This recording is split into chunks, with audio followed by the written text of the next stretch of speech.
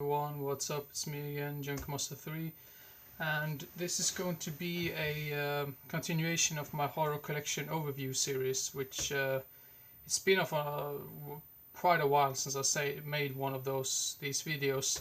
So yeah, I'm basically gonna go through all of the films on this lost shelf. I actually have one more shelf, for like two shelves more, to show you after this shelf. So this is gonna be a pretty damn big overview video. So yeah, so hopefully this will work out fine, and I'm gonna go through like two stacks at a time, and then might pause it just to because I don't want to take another stack up here and take another stack up here, and you will see that would just be annoying. So I'm probably going to edit this down in some weird way.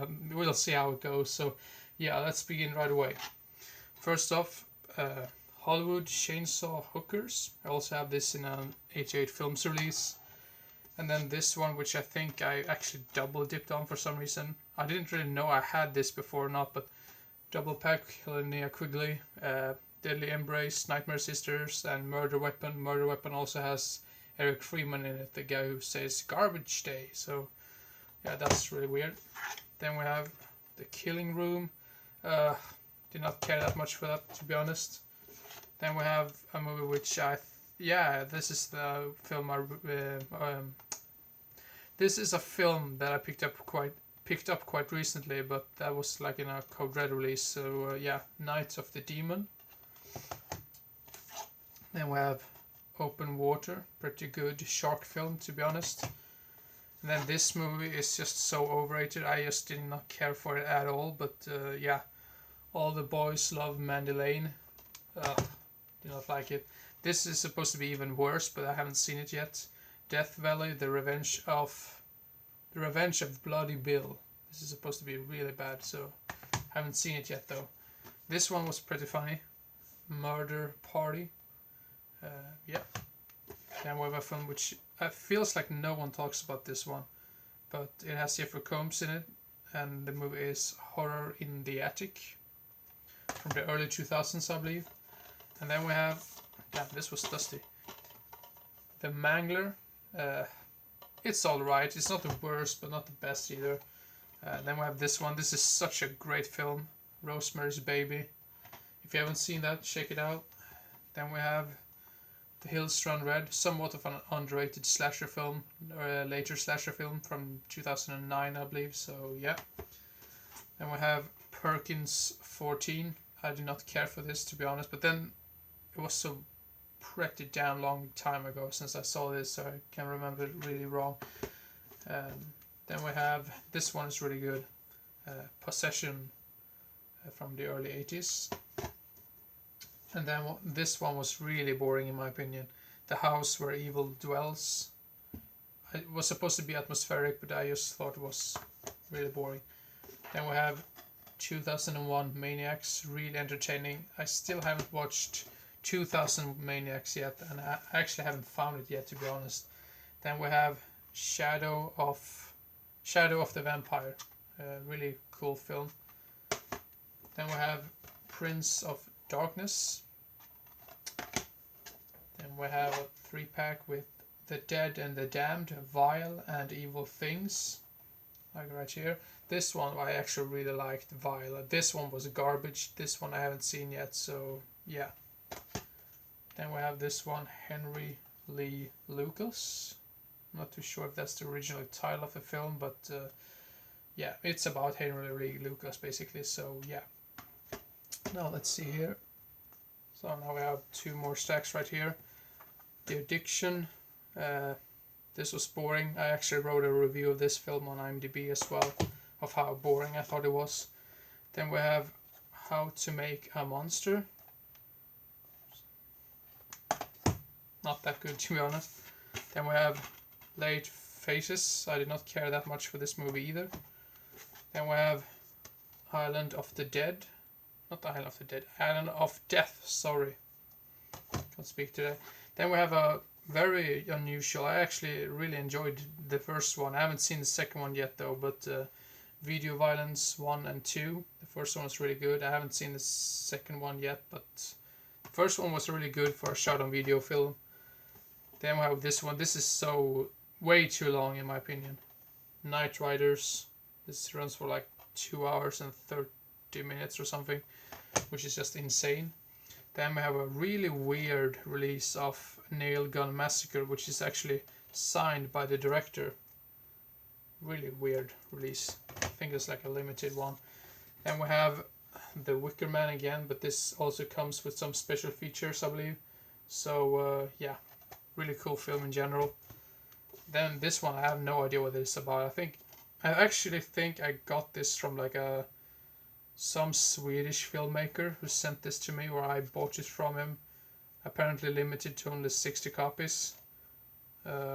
Experimental films from the lens of a shitty camcorder. Really weird.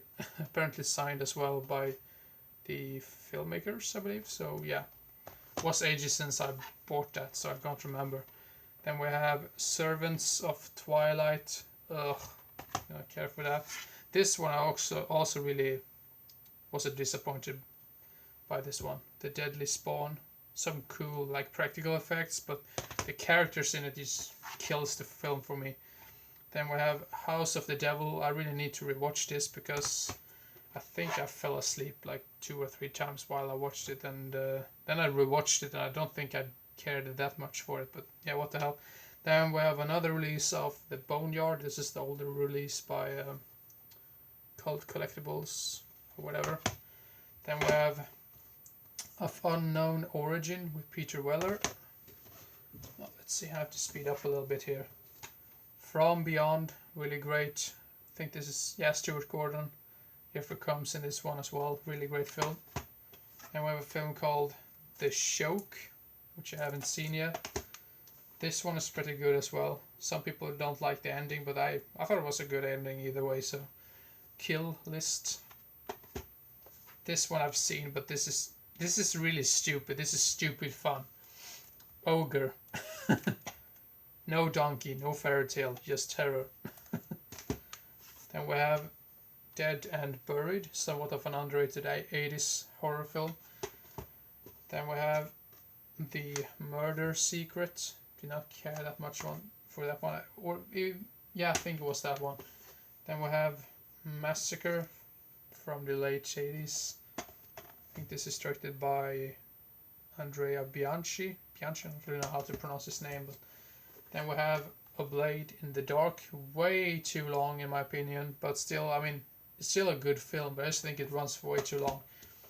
This one was quite disappointing. Bong of the Dead. Then this one I think is really overrated. Devil. So then we have Julie Darling. Maybe not really horror, more like a thriller I would say, but yeah, what the hell. Really twisted and weird film in general. Then we have The Devil's Child, which also is, yeah, the original title is Joshua, so yeah. This one, I'm not too sure if you could call it a horror, sort of, in a way. Clockwork Orange, everyone already knows about that film. The Serpent and Rainbow, it was alright, in my opinion. It's probably one of my least favorite Wes Craven films. Then we have The Witch, which I thought was a little bit overrated, but that's just my opinion. Then we have The Alchemist with Robert Ginty. Then we have Deadly Friend, a Wes Craven film I actually do like really much. There's a really hilarious death scene in this. If you know what I'm talking about, is if you've seen this film, you probably know what I'm talking about. That was what I was supposed to say. Then we have a terrible film called Blood Gnome. Ugh, terrible, garbage. Then we have Hiruko the Goblin, which I haven't seen yet. This one I think is pretty underrated. Boo, really terrible title, but the film itself is alright. Then we have a documentary, Good Tastes Made Bad Taste, about Peter Jackson's bad taste basically. Then we have American Mary, also a little bit overrated in my opinion. The Dead was alright. I know there's a sequel out there as well, which I unfortunately haven't seen yet. Then we have Aftershock, another alright film. And then we have Sublime, really boring if I remember correctly. Then we have Anthony Perkins in Edge of Sanity. Let's see. So let's continue. Then we have a slasher film called Shredder. Then we have Maximum Overdrive. This is pretty funny in my opinion. The Vineyard with James Hong. Then we have Nightmare Weekend. I've heard really terrible things about that. And then we have Eaten Alive by, what's his name? Umberto Lenzi. Yeah. Somewhat underrated in my opinion. Then we have Beyond Dream's Door.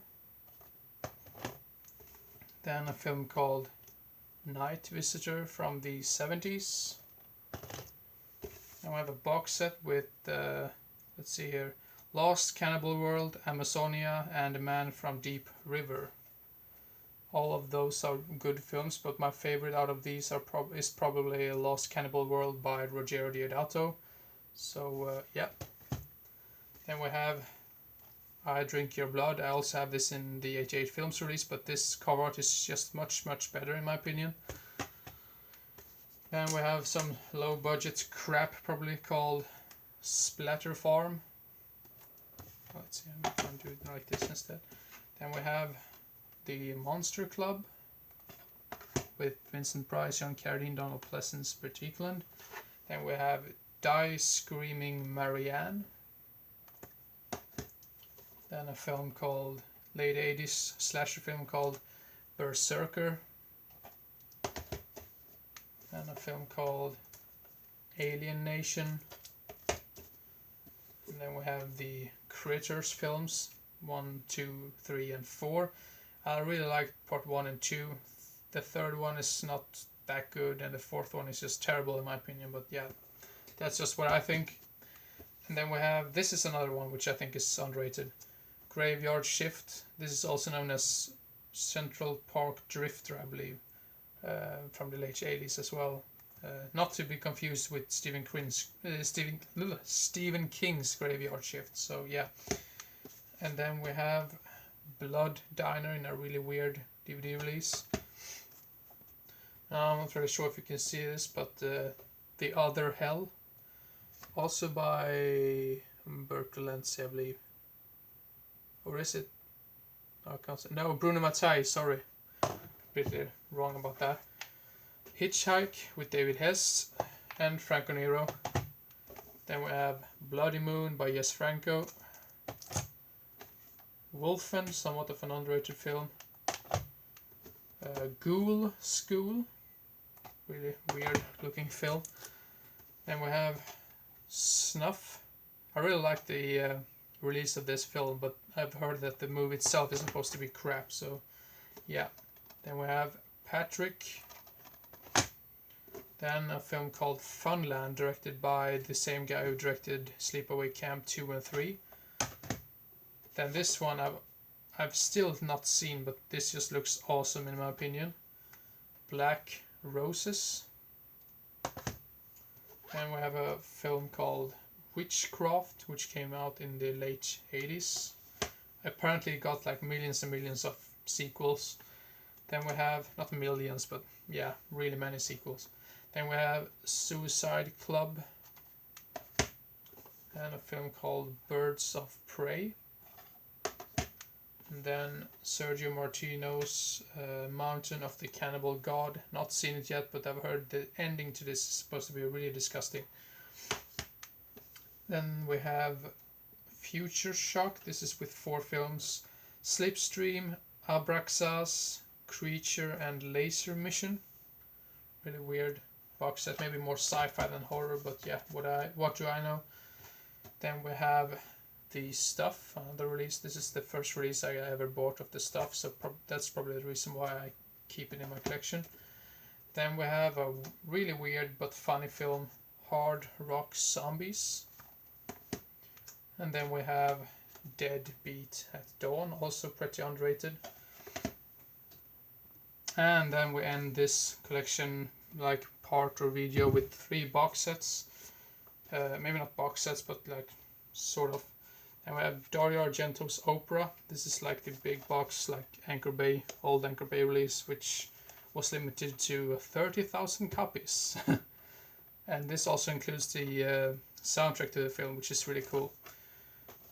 And then we have Mondo Kanye. Is that how you pronounce it? Mondo Kanye. With this is basically real life stuff. Really like disgusting documentaries. Basically, I've heard. So yeah.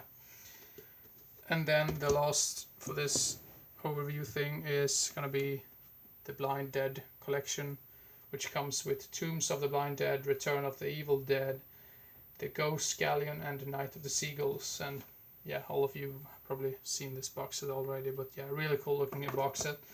And I'm so lazy because I still haven't watched any of the films in that box set, so yeah, need to get to that. So yeah, hope everyone enjoyed and didn't get bored, and I hope to see you again as soon as possible. So see you next time. Bye bye.